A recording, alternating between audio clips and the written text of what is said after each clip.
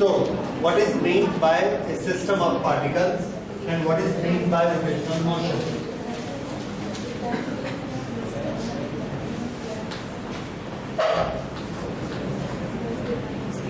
Okay, हम लोग एक टॉपिक पहले कर चुके हैं और वो था सर्कुलर मोशन। सर्कुलर मोशन और रोटेशनल मोशन, इसमें क्या डिफरेंस होता है, इसको थोड़ा सा समझ लीजिए। सर्कुलर मोशन तब होता है जब एक पॉइंट मास, एक पार्टिकल एक सर्कुलर पाथ में ट्रेवल करता है, दैट इज सर्कुलर मोशन। उसमें मोशन करने वाला कौन है? Point mass. लेकिन अगर उस पॉइंट मास की जगह बहुत सारे मासेस, बहुत सारे पॉइंट्स मिलकर एक सिस्टम बनाते हैं और उसको हम बोलते हैं सिस्टम ऑफ पार्टिकल्स, वो अगर एक सर्कल में घूमते हैं, then it is a rotational motion. फिर से सिस्टम ऑफ पार्टिकल्स शब्द हम यूज कर रहे हैं। What is mean by system of particles? System of particles is a group of many particles which are at a fixed distance. The distance between them is fixed. This does not change. अगर हम एक को move करेंगे तो साथ में बाकी सब भी मूव होंगे। जैसे अगर हमने इसको मूव किया, इस पॉइंट को मैंने पकड़ा और इस पॉइंट को पकड़ के ऐसे मूव किया, ये वाला पॉइंट भी इसके साथ चला गया। अगर यहाँ पर इसका डिस्टेंस 4 सेंटीमीटर है तो जब ये यहाँ जाएगा तब भी ये 4 सेंटीमीटर पे है, यहाँ जाएगा तब भी 4 सेंटीमीटर पर है। इसकी वेलोसिटी, सामने वाले की वेलोसिटी 3 है तो इसकी वेलोसिटी भी 3 है, उसी डायरेक्शन में ये भी जा रहा है। लेकिन ये जो ऑब्जेक्ट यहाँ रखा हुआ है ये तो नहीं चलता है, तो हम क्या बोलेंगे? इसके जितने पार्टिकल्स हैं, all these particles combine and make one system of particles, and the particles of this body, all this make another system of particles. क्यों? क्योंकि जब हम इसको चलाते हैं तो ये सारे एक साथ चलते हैं, पर ये साथ में नहीं चलता। तो ये एक सिस्टम ऑफ पार्टिकल्स है और ये दूसरा सिस्टम ऑफ पार्टिकल्स है। तो सिस्टम ऑफ पार्टिकल्स क्या होता है? More than one particles which have a fixed distance between them and whenever they move they have the same velocity. Note करिए, सिस्टम ऑफ पार्टिकल्स, ये शब्द किसके लिए यूज करना है उसके लिए हम नोट कर रहे हैं। System of particles is a group of particles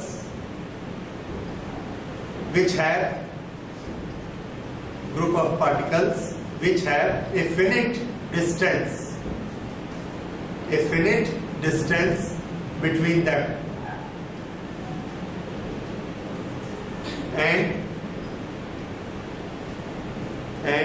when they move every particle has same velocity. Every particle has same velocity.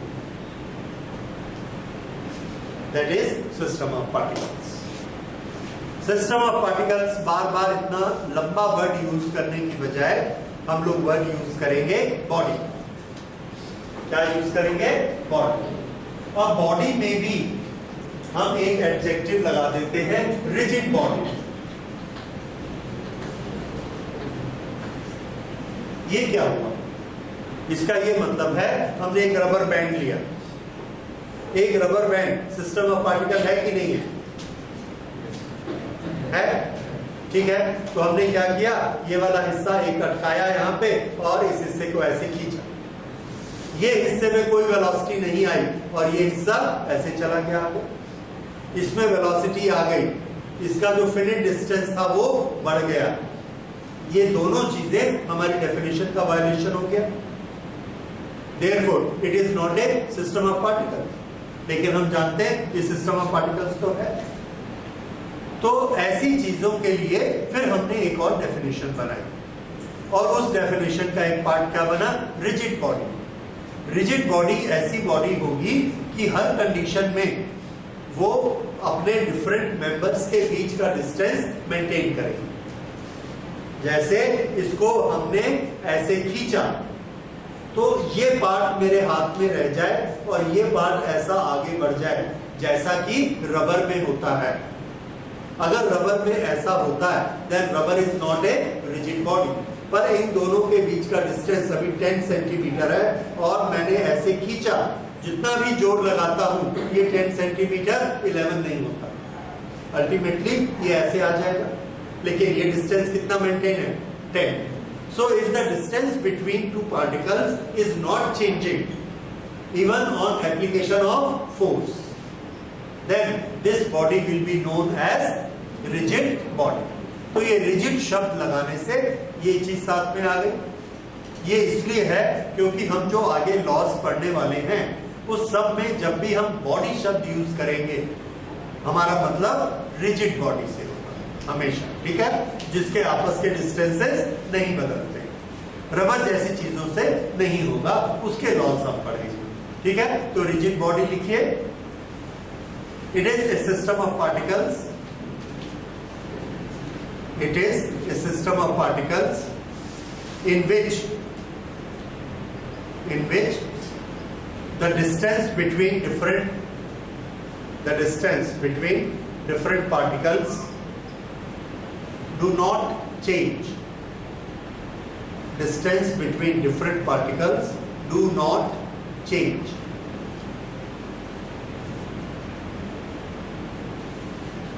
Whatever is the force applied. Whatever is the force applied. ये है rigid body, okay. अब इसके बाद आपने देखा circular motion और rotational motion. When a particle, a point mass is moving in a circular path, it is a circular motion. When it is a system of particle or a body which is moving around an axis, then it is known as rotational motion. Note करिए rotational motion. When a system of particles is moving in such a way, that all its particles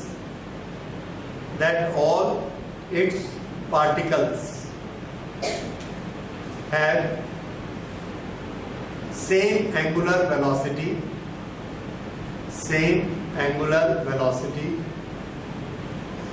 about a common axis, then this motion is called rotational motion.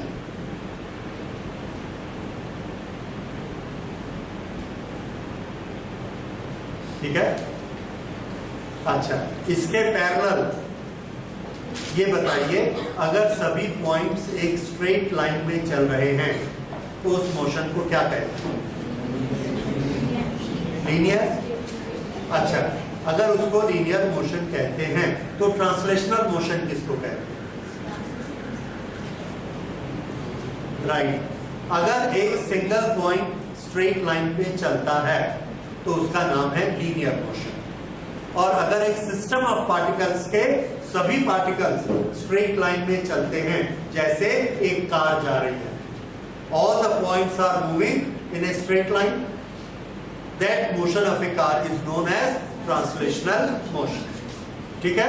Single particle linear, system of particles will move straight, translational motion. Single point moving in circle, circular motion, the complete body is rotating about an axis, that is rotational motion. चारों शब्द समझ में आ गए? Okay, linear, translational और इधर circular and rotation. Okay, ये बातें समझ में आने के बाद एक्सिस हम लोग ऑलरेडी पढ़ चुके हैं। एक्सिस क्या होती है? There is a plane of rotation all the points or any single point is moving around a center, moving around a center. If there is a system of particles, then this particle is moving around this center, this particle is moving around this center, this particle is moving around this center, सभी center को मिला दीजिए, that will become a line. That line will be known as axis. ठीक है, ये होती है axis of rotation. Note करिए axis of rotation.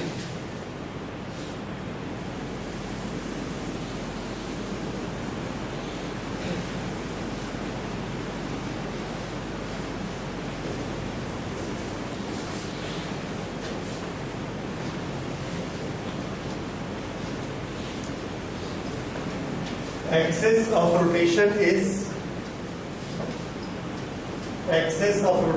is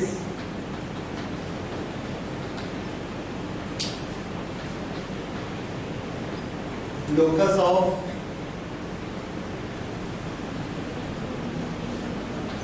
centers of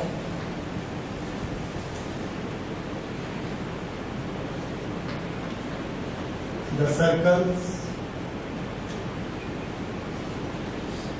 made by particles of a system.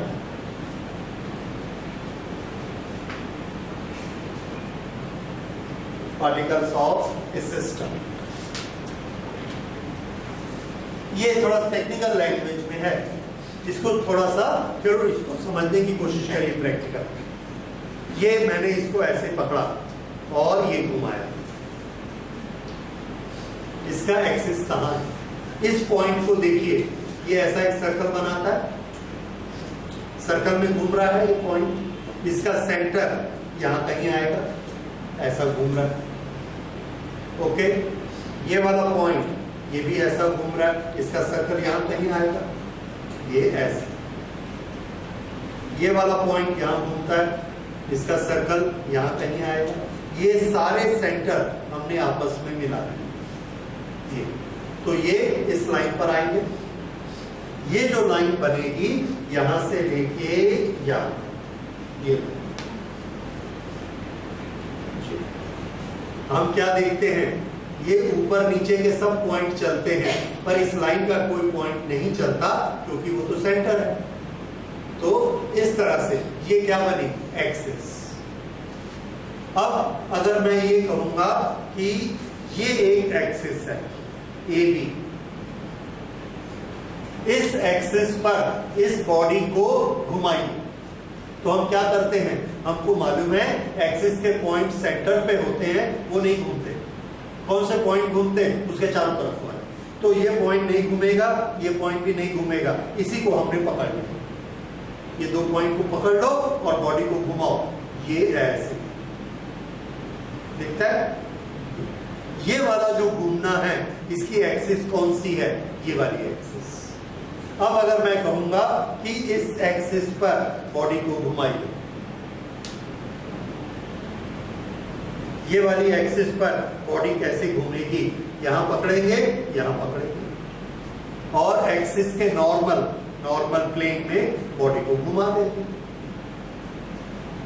तो आपके दिमाग में एक फिगर बनाने की कैपेसिटी होनी चाहिए। Whenever we tell you that axis is so and so, दो चीजें आपको सीखनी है। एक ये कि एक्सिस का नॉमेनक्लेचर कैसे करेंगे, और दूसरा अगर नॉमेनक्लेचर किसी ने डिस्क्राइब किया है तो उसका डायग्राम आपको समझ में आता है कि नहीं। रोटेशनल मोशन सीखने के लिए ये बहुत जरूरी चीज है। जैसे मैंने आपको दिया, this is a plane laminate and this line is AB. Then if AB is the axis, how the body is moving? The answer is body is moving like this. If CD is the axis, then how the body is moving? Then we will move it like this. If this line is the axis, then it will move like this. इसी तरह से हम लोग CD लेके CD को अगर घुमाते हैं तो उसकी एक्सिस कहां पर होती है? तो आंसर है ये उसकी एक्सिस होती है। एक्सिस की एक और प्रॉपर्टी क्या है कि ये जितने भी पॉइंट घूमते हैं सर्कुलर मोशन पर, ये एक्सिस इस प्लेन ऑफ रोटेशन के नॉर्मल होती है। एक और शब्द आ गया, plane of rotation. Plane of rotation या प्लेन ऑफ सर्कुलर मोशन क्या होता है? तो एक बॉडी यहां पर है, थोड़ी देर बाद यहां पर है, फिर यहां पर है, फिर यहां पर है और फिर यहां पर है। इन सारे पॉइंट्स को मिलाकर एक पेपर बिछा दीजिए। ये जो पेपर आप बिछाएंगे इसको हम क्या बोलेंगे? Plane of rotation. फिर से सुनिए, ये एक पॉइंट यहां है, फिर यहां है, फिर यहां है, फिर यहां है, फिर यहां है, ऐसे। अब हम क्या करेंगे? इस पे पेपर बिछाएंगे, ये क्या बनेगा? Plane of rotation. इस प्लेन ऑफ रोटेशन में इस सर्कल का एक सेंटर है, उस सेंटर पर इस प्लेन पर एक नॉर्मल बनाइए, ये normal, this is natural axis. ये क्या चीज है? Axis of rotation. तो एक्सिस हमेशा क्या होती है? प्लेन ऑफ रोटेशन पे नॉर्मल होती है। तो ये आपने एक्सिस लिखा है, इसके बाद लिखिए axis is perpendicular to plane of rotation.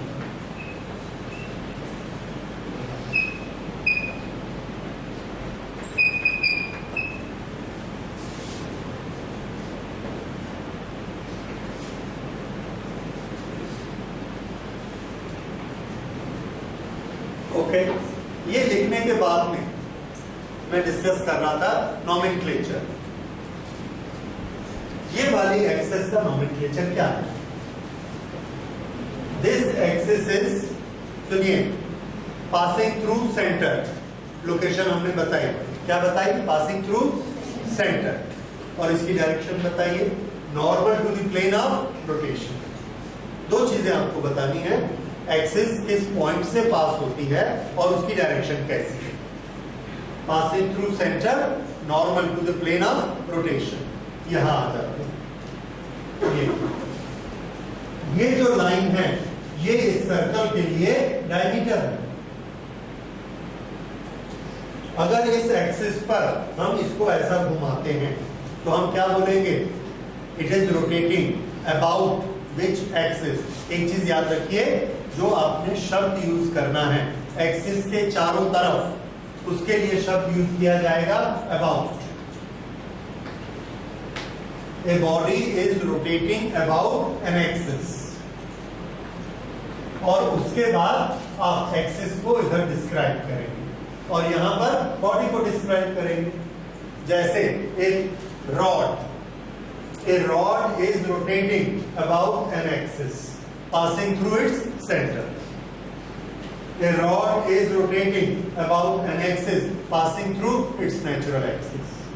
A football is rotating about an axis passing through its center.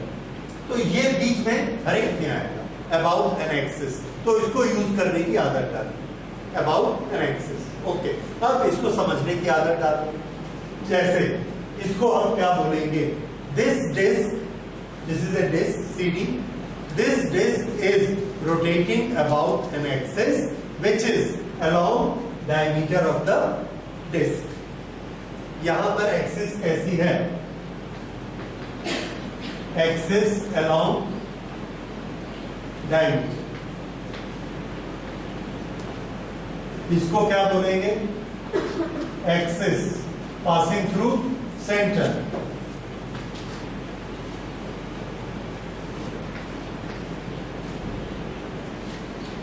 Passing through centre और डायरेक्शन क्या देंगे? Normal to plane.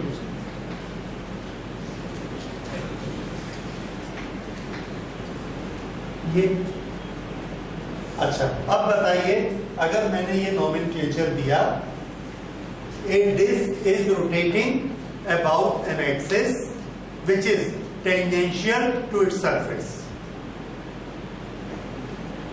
एक्सिस के लिए क्या शब्द यूज किए हैं? एक्सिस टेंजेंशियल टू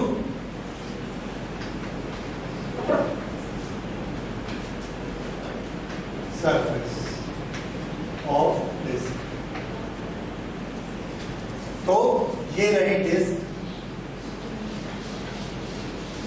अब इसकी टेंजेंट कहाँ होगी? सबको मालूम है ज्योमेट्री में, ये इसकी टेंजेंट है।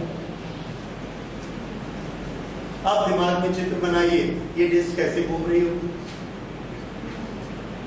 अबाउट दिस एक्सिस, इस एक्सिस के चारों तरफ डिस्क को घूमना है। तो ये डिस्क, अभी मेरे पास डिस्क नहीं है, लेट अस से दिस इज द डिस्क और यहाँ पर एक्सिस है, तो ये ऐसा इस तरह से, जैसा पंखा चलाते हैं हाथ वाला, ये अगर हम इस तरह से चलाएंगे तो ये क्या होगा?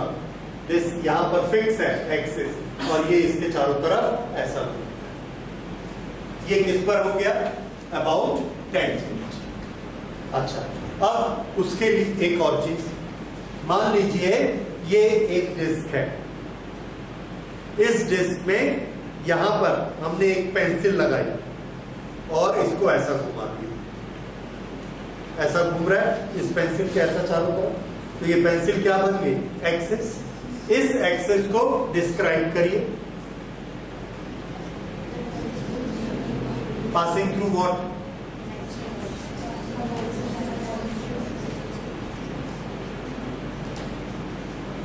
ठीक है, थोड़ा सा आप ट्रेन हो जाएंगे। इस एक्सिस को आप लिखेंगे the axis is passing through, एक पॉइंट बताइए, आप क्या समझ रहे हैं किस पॉइंट से पास हो रहा है? It is A point on circumference. ठीक है, सेंटर है कि सर्कमफ्रेंस है? Circumference. The axis passing through circumference. अब डायरेक्शन बताइए, ये वाली एक डायरेक्शन है और ये वाली एक डायरेक्शन। इस डायरेक्शन के लिए हमने क्या यूज किया था? टेंजेंट। ये वाली direction, yes, this is normal to the plane of rotation. अब एक्सिस का डिस्क्रिप्शन क्या हुआ? The axis is passing through circumference and normal to the plane of rotation. तो जब ये शब्द आप पढ़ोगे, उसको पढ़ने के बाद हमारे दिमाग में जो फिगर बनेगा, डायग्राम, वो क्या बनेगा? Here is the disc and here is the axis and where is the rotation? This is the rotation, ये वाला रोटेशन। समझ आया? और अगर हमने बोला एक्सिस इज टेंजेंशियल, तो हम ये सोचेंगे, और ये रोटेशन, दोनों अलग अलग रोटेशन है। समझ में आ गया? तो रोटेशन को जब हम डिस्क्राइब करते हैं, तो रोटेशन को डिस्क्राइब करने के लिए हमेशा एक्सिस की हेल्प लेते हैं। ठीक है, और एक्सिस के साथ आपको ये समझ आना जरूरी है कि उसका डायग्राम कैसे होगा।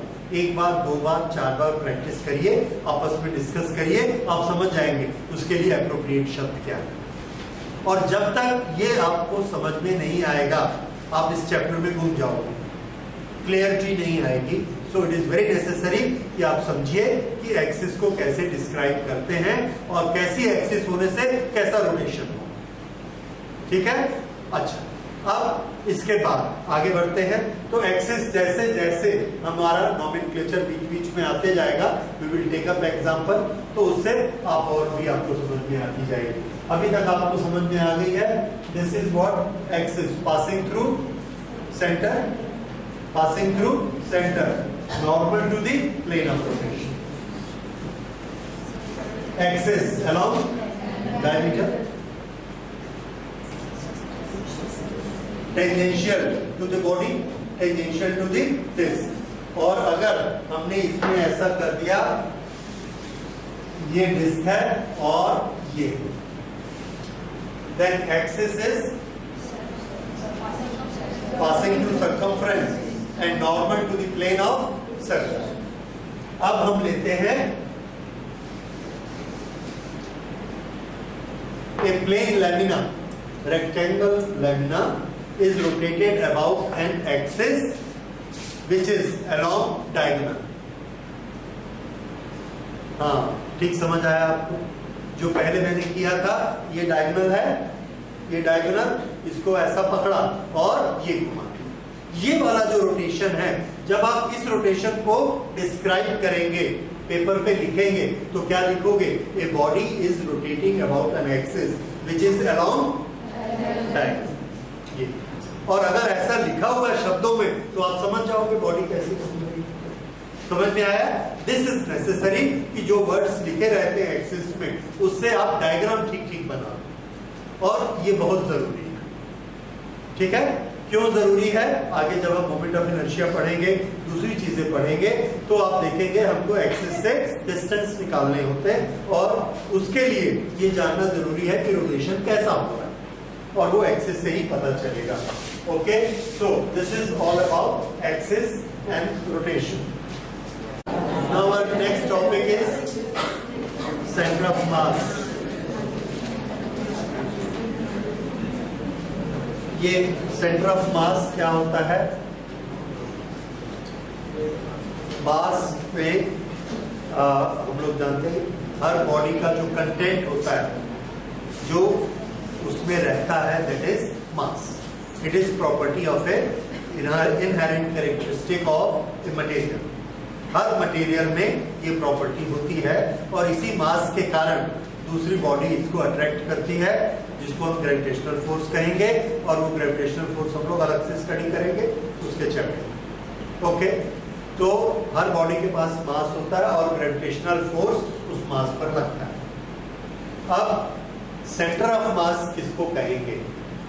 सेंटर ऑफ मास एक लोकेशन होती है, एक एड्रेस होता है, एक पॉइंट होता है, जो एक सिस्टम ऑफ पार्टिकल में के लिए एक होता है।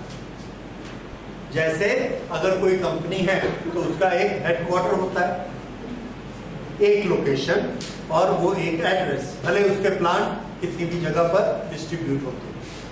इसी तरह से हम कह सकते हैं कि एक सिस्टम ऑफ पार्टिकल्स है, उस सिस्टम ऑफ पार्टिकल में एक पॉइंट होता है जिसमें कुछ कैरेक्टरिस्टिक होती है, उसके कुछ गुण होते हैं, उस पॉइंट को हम सेंटर ऑफ मास कहेंगे। वो पॉइंट उस बॉडी के अंदर भी हो सकता है, और कोई स्पेशल शेप की बॉडी हो तो वो बॉडी की बाहर भी हो सकता है, क्वाइट पॉसिबल। ओके, तो सेंटर ऑफ मास की कैरेक्टरिस्टिक क्या हो?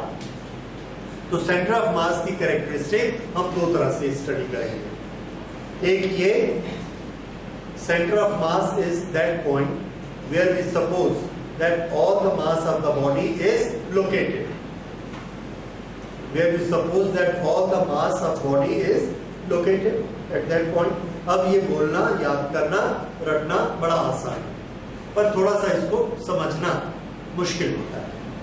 किस तरह से मुश्किल होता है? देखिए, ये एक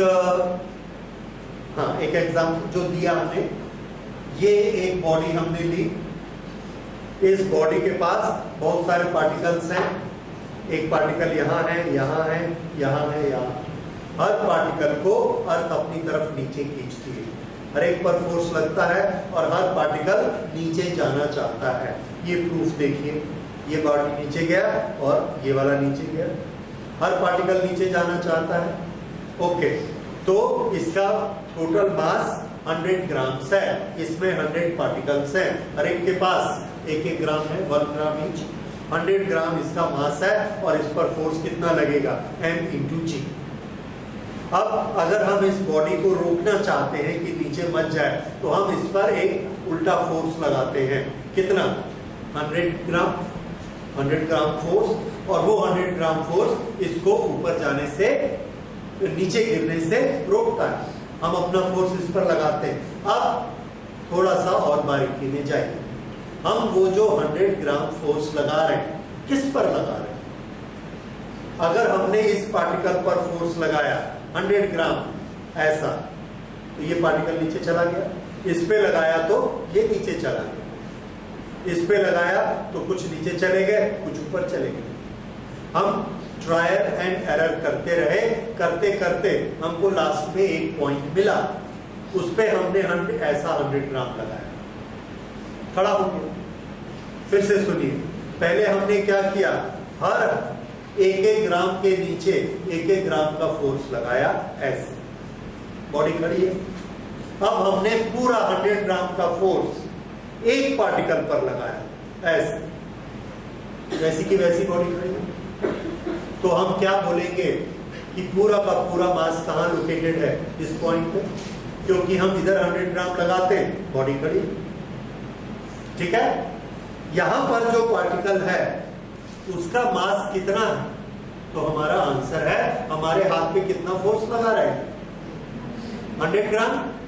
तो इसका मास कितना है 100 ग्राम, पर इसका तो 100 ग्राम नहीं है। हम जानते हैं कि इसके कितने मेंबर हैं इस सिस्टम के 100 मेंबर्स हैं। हर एक के पास कितना मास है, हर एक के पास 1 ग्राम ईच है और टोटल सिस्टम का मास कितना है 100 ग्राम। पर मैं जब यहां उंगली रखता हूं तो मेरी उंगली को ये 100 ग्राम से दबा रहा है, ये एक पार्टिकल 100 ग्राम से, पर इसकी अपनी ताकत कितनी है 1, लेकिन 100 से क्यों दबाता है। तो हमारा आंसर है कि ये एक ऐसा पॉइंट है where we suppose that the total mass of the body is concentrated, तभी तो वो हमारे हाथ को 100 ग्राम से दबा रहा है। So this is the point where the mass of total body is concentrated. So what do we call this point, centre of mass. ये डेफिनेशन समझ आई, ओके। सेंटर ऑफ मास को एक दूसरी तरह से एक्सप्लेन भी किया जा सकता है। If we apply force on all the particles of a system, ये इसके पास 100 पार्टिकल है, या मान लीजिए छोटी बॉडी है, सिर्फ 5 मेंबर है, 1 2 3 4 5। अब ये पांचों मेंबर पर हमने ये 5 फोर्सेस लगाए, 1 न्यूटन ईच। ये हर एक पार्टिकल को हमने 1 न्यूटन फोर्स लगाया और इसको ऐसा फोर्स लगाया, ये बॉडी ऐसे चली, ठीक है। This is the type of motion we have created. हर बॉडी पे 1 न्यूटन लगाया। अब हमने क्या किया, टोटल फोर्स बना लिया 5 न्यूटन, कि हम एक ही पॉइंट पर लगाएंगे। यहां से हमने फिर से बॉडी को यहां ले जाना है और ये 5 न्यूटन हमने यहां लगाया, जैसे पहले लगाया वैसे ही लगाया और ये ऐसे घूम गए, यहां लगाया ऐसे घूम गए, यहां लगाया ऐसे घूम गए। ऐसा ट्रायल करते करते एक पॉइंट हमको मिला, वहां पर हमने वही 5 न्यूटन लगाया, ये बॉडी ऐसे चली गई, इस तरह से चली गई। तो अगर 5 पॉइंट पर हमने फोर्स लगाया, there is a type of motion we have created. Now we have searched a point so that the total force is applied on this point and the body has same type of motion, then that point is known as center of mass. तो center of mass की इस तरह से हम 2 definition बनाते हैं, okay. तो ये दोनों डेफिनेशन नोट करते हैं। What is centre of mass? Centre of mass of A system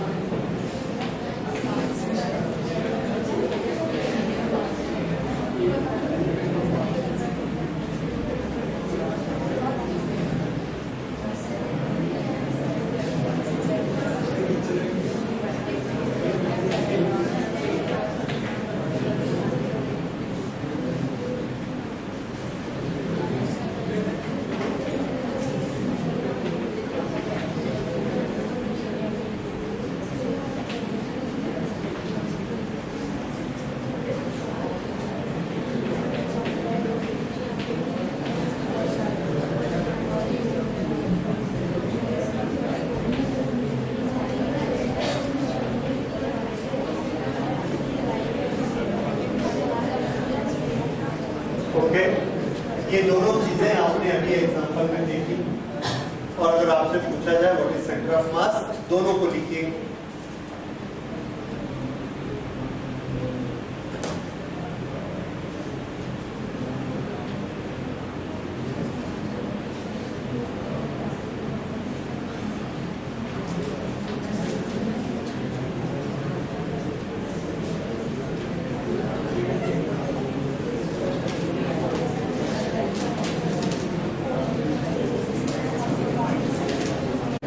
हमारे पास डिफरेंट शेप्स की बॉडीज हैं, जैसे एक रिंग है, डिस्क है, बॉल है, प्लेन लैमिनेट है, एक रॉड है।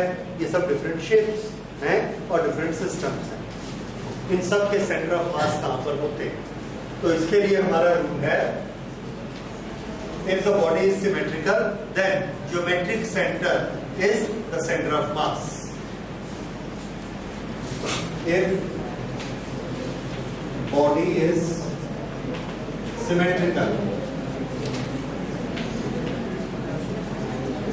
then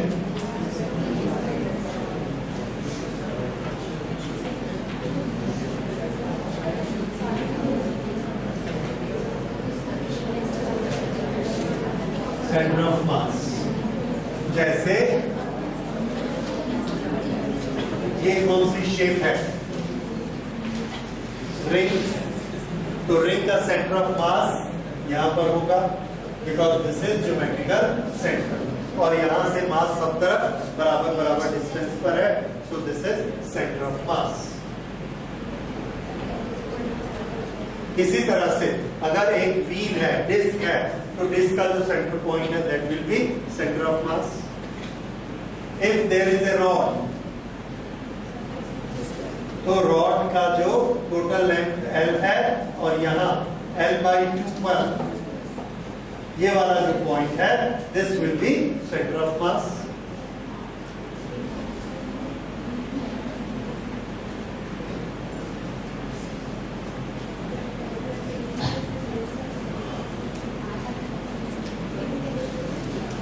अगर स्फीयर होगा तो उसके सेंटर में होगा centre of mass.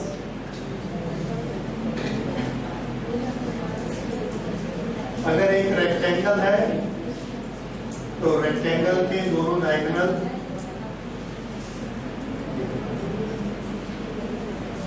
This is centre of mass.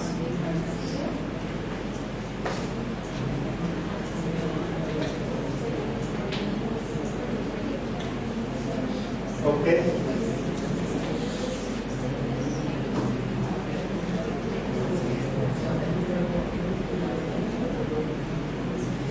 if there is a triangle, इसका सेंटर लीजिए और ये लाइन बनाइए, सेंटर, इसका सेंटर लेके ये लाइन बनानी है और इसका सेंटर लेके ये लाइन बनानी है। All three lines will be at this center, so this will be known as center of mass। इस सेंटर को आप ज्योमेट्री में क्या कहते हैं? कौन सा सेंटर होता है ये? Centroid. Okay, so this is centre of mass of A triangle. इसी तरह से अगर एक कोन है, ये उसकी एक्सिस है, 1/3 from the centre or from the bottom and 2/3 from the top. This is center of mass. And which shape it is? Cone. This is triangle.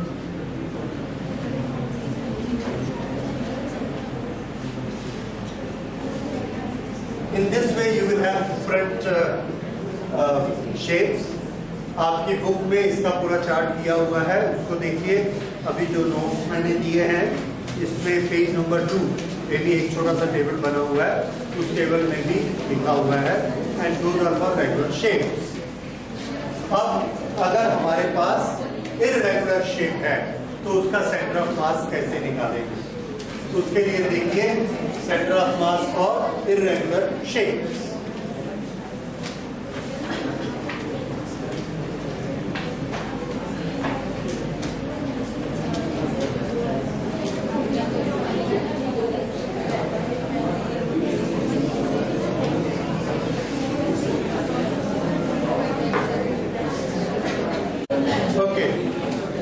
If the body is asymmetrical, तो हमारे पास दो method हैं, एक practical method और दूसरा calculative method.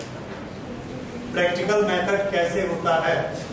Lab में अगर हमको बोला गया कि ये इसका सेंटर ऑफ मास निकालना, इसका सेंटर ऑफ मास निकालना है कहां पर है, और ऐसा कोई भी हमको एक लैमिना दे दिया गया, ये ऐसा, इसका सेंटर ऑफ मास निकालना। तो इसका सेंटर ऑफ मास निकालने के लिए हमारे पास क्या मेथड होता है? जब हम टॉप चैप्टर पढ़ेंगे तब हम इसका रीजन जानेंगे, पर मेथड अभी पढ़ सकते हैं। मेथड ये है कि इसके किसी भी एक पॉइंट से एक स्ट्रिंग लगाकर, एक धागा लगाकर इसको लटका लो। लटकाने से ये एक पर्टिकुलर शेप में लटक जाएगा, ऐसा बन गया है। यहां से हमने लटकाया, जैसे ही ये ऐसे लटक जाएगा नीचे की तरफ, ग्रेविटी काम करती है, यहां से जिस पॉइंट ऑफ सस्पेंशन से इसको लटकाया गया है वहां से हमें लाइन खींच लेंगे, वर्टिकल लाइन। उसके बाद पॉइंट ऑफ सस्पेंशन बदल देंगे, यहां पर पॉइंट ऑफ सस्पेंशन बनाएंगे और फिर से इस बॉडी को लटकाएंगे।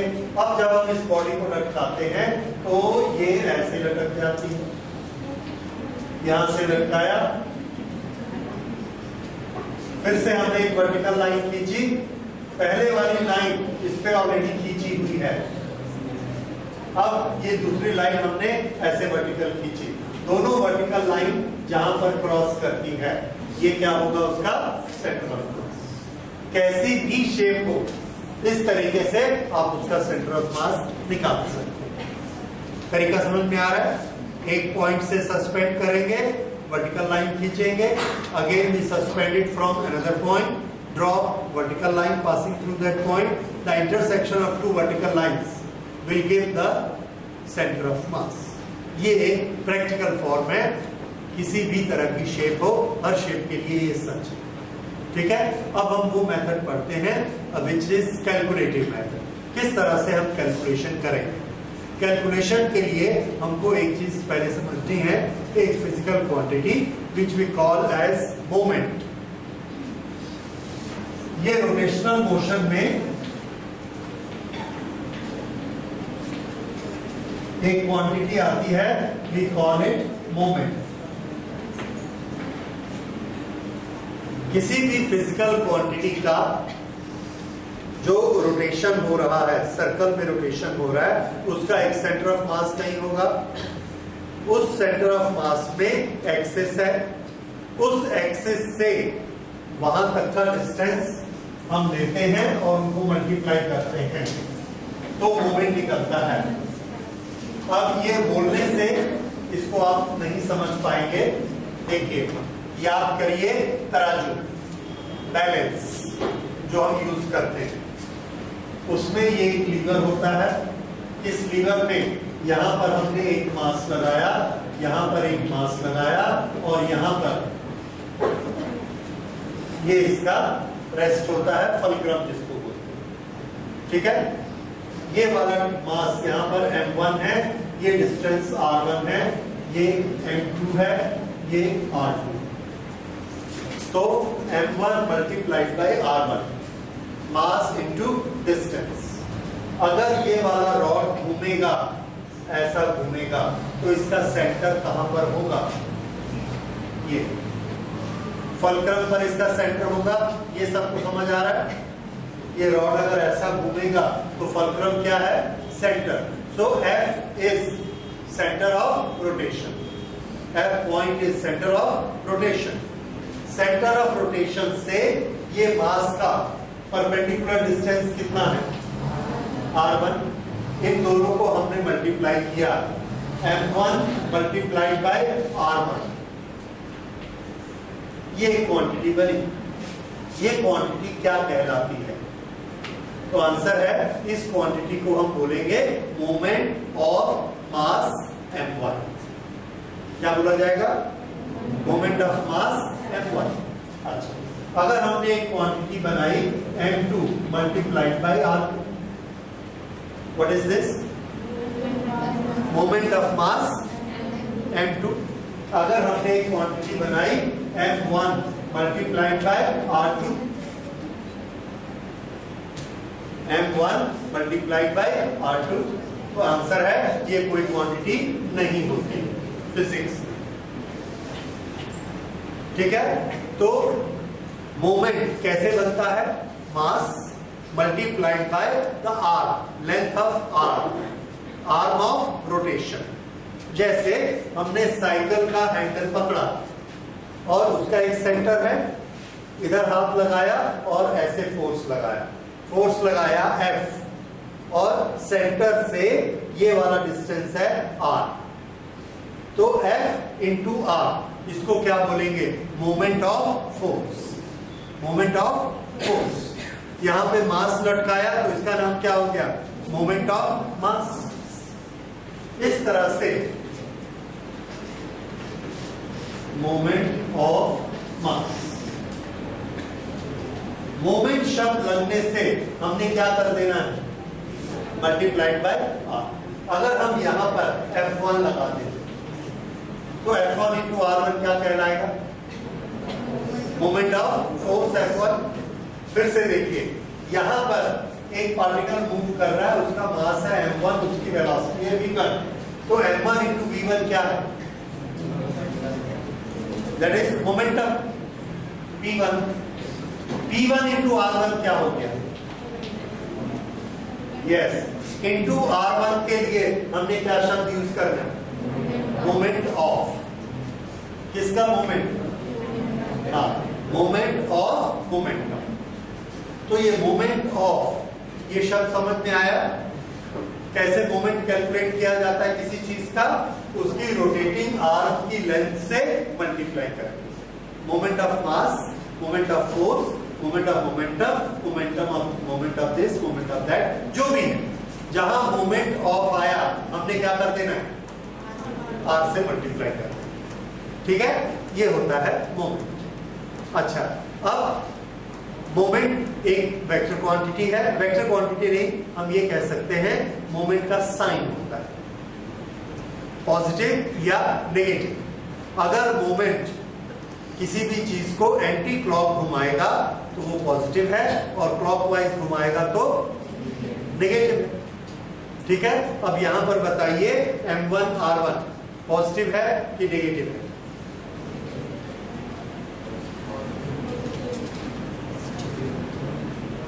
m1 r1 या f1 r1 ऐसे घुमाया, ये सेंटर है, ऐसा घुमाया एंटी क्लॉकवाइज, तो ये कैसा है? पॉजिटिव। ये कैसा होगा? नेगेटिव। समझ आया? तो इस तरह से मोमेंट पॉजिटिव भी हो सकता है और नेगेटिव भी हो सकता है। ओके, तो ये हो गया moment. Moment is a vector quantity, उसकी डायरेक्शन होती है, वो अभी हम जब टॉर्क पढ़ेंगे तब उसमें पढ़ेंगे। वैसे एक जनरल चीज हमने पढ़ी हुई है, सर्कुलर मोशन में या रोटेशनल मोशन में जितनी भी वेक्टर क्वांटिटीज होती हैं उन सब की डायरेक्शन किधर होती है? Along the axis. कौन से रूल से? राइट हैंड स्क्रू रूल से। तो ये देखिए, जब ये नीचे आता है ऐसे राइट हैंड स्क्रू रूल से, ये R इंटू M, तो इसकी डायरेक्शन अंदर की तरफ होती है। ये जब नीचे आता है तो ये R इंटू M, इसकी डायरेक्शन बाहर की तरफ होती है। So this is positive and this is negative. Okay, धीरे धीरे आपको इसकी प्रैक्टिस हो जाएगी, डायरेक्शन की प्रैक्टिस करेंगे।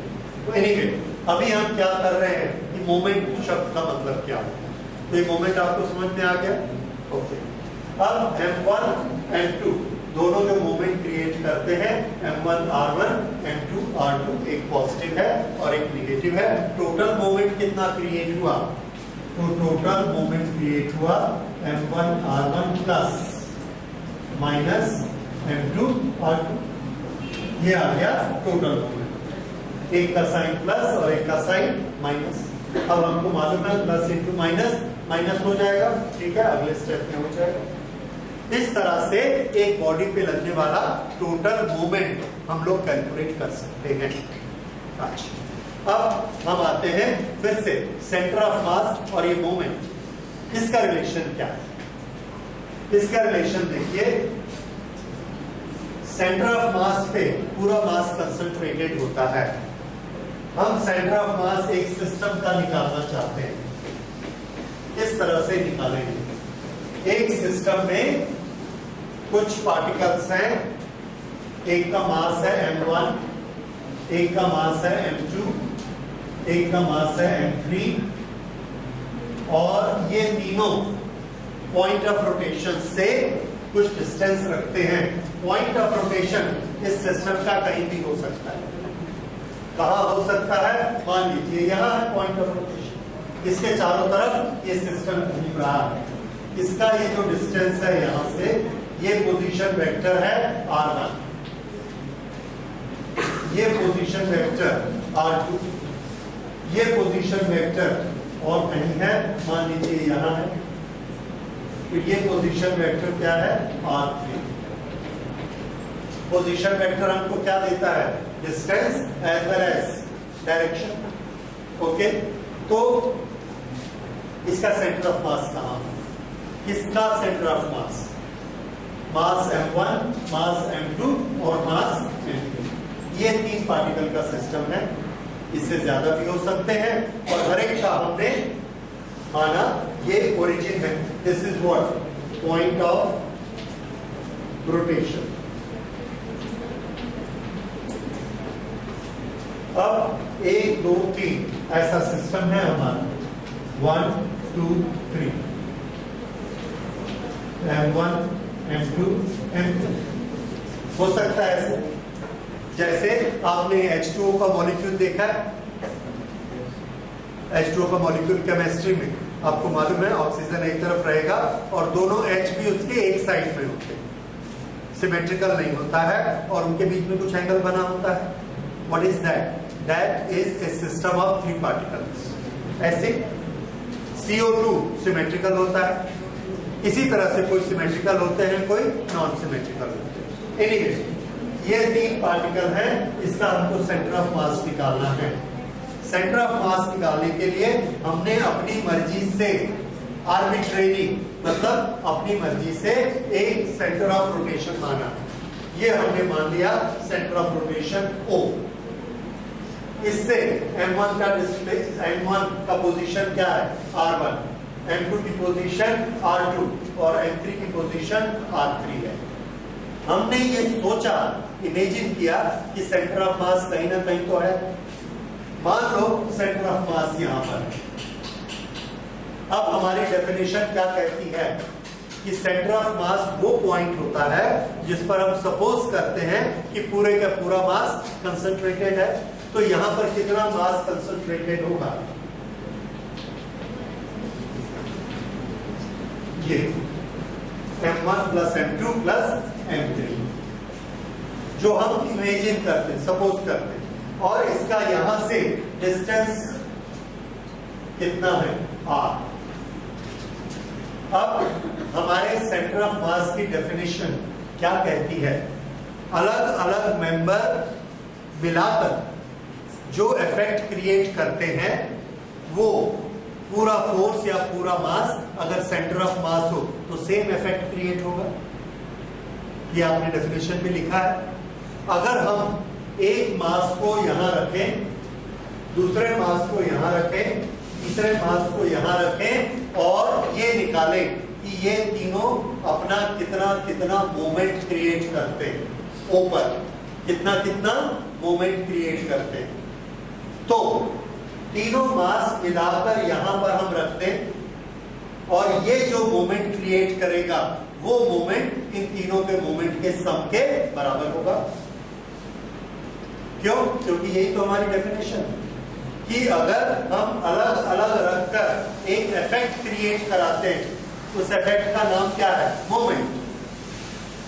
तो सेंटर ऑफ मास एक ऐसा पॉइंट होता है जिस पर ये पूरा मास कंसंट्रेटेड है, और वो भी जब इफेक्ट बनाएगा तो कैसा बनाएगा? सेम इफेक्ट बनाएगा। तो वो भी मोमेंट बनाएगा तो कैसा बनाएगा? सेम बनाएगा। तो अब हम क्या करते हैं, इन तीनों ने जो मोमेंट बनाया उसका सम कितना होगा?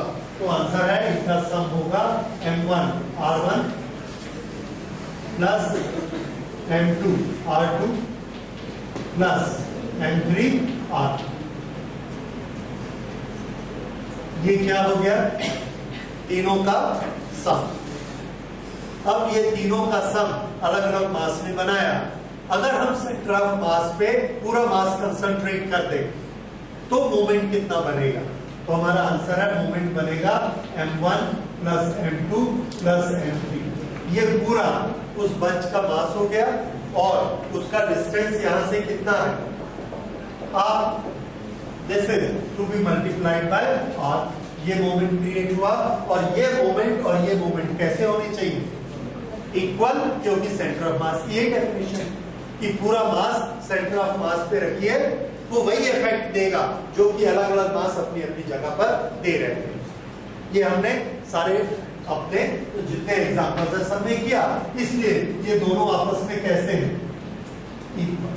ये अब हम इसमें ये r को हम नहीं पहचानते, r कहां पर है और इसको हमने कैलकुलेट करना है। तो ये वेक्टर r ऐसा बना, दिस इज इक्वल टू, और हमारा फॉर्मूला क्या बना?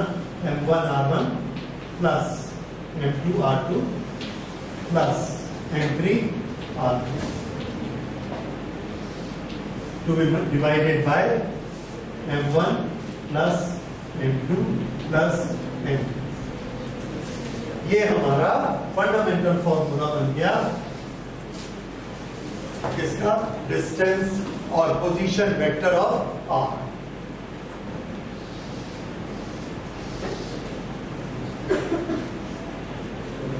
ये फॉर्मूला नोट कर लीजिए और याद रख लीजिए, दिस इज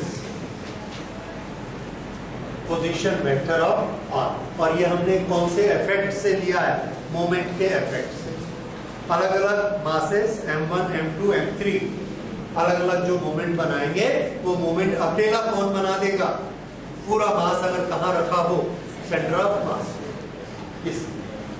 इसलिए ये r का फॉर्मूला बना। ठीक है, अब नोट हो गया सबका? अरे अब जल्दी करिए।